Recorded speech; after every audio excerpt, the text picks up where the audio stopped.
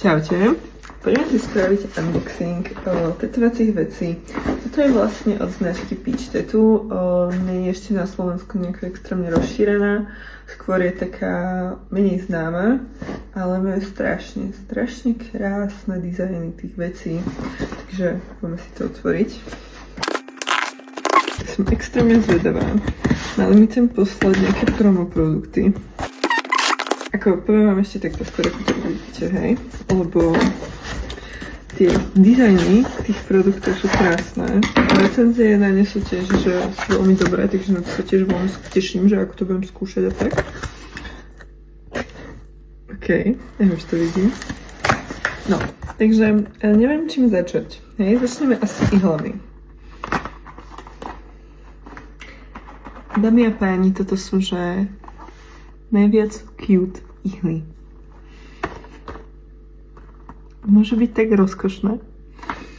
Môže to byť tak pekné. Vidíte ich? Dokonale. A toto sú konkrétne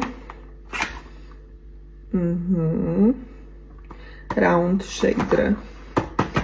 To mám tieňovacie. Ja inak týmito robím, že také tie tučné linky. Lepšie sa mi to robí ako hrubými linkovačkami. Mám pocit, že sú také akoby jemnejšie. Dobre. Potom tu mám druhú krabičku. Tu som brala, tuším, magnumy. Áno, 9-kové soft edge magnumy. Inak ja nechápem, ako niekto ešte stále môže používať také tie obyčajné flat magnumy. Akože toto bol za mňa najlepší vynález na všetko. S tenšími, keď mám napríklad 5-kové alebo 7-čkové, tak s tým dokážete nádherné tenké línie robiť a pritom je to akože v zásade široká ihla, hej? Že toto magnum, zahnutý magnum je pre mňa najviac univerzálna ihla. Áno, magnum.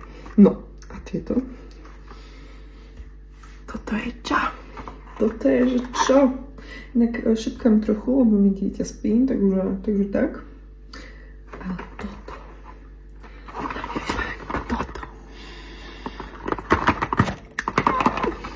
No a toto sú linery. Toto sú konkrétne od nich linery na permanentný make-up. Lebo sú tenšie.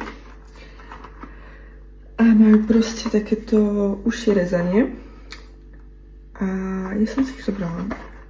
Pretože mne sa s tými veľmi dobre robia také tie veľmi jemné, detailné, malinké tetovania, proste také, úplne také tie fine liny, čo tú linku neťaháš, ale proste ju iba tak tieňuješ. No a to sú akože oni. Áno, trojky. Som hotová. No, a ďalej tu mám strašne veľa nálepiek, takýchto. Takýto nálepky. Vidíte ich?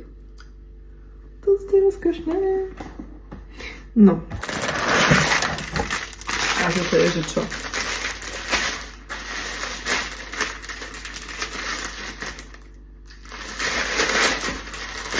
Odpadne.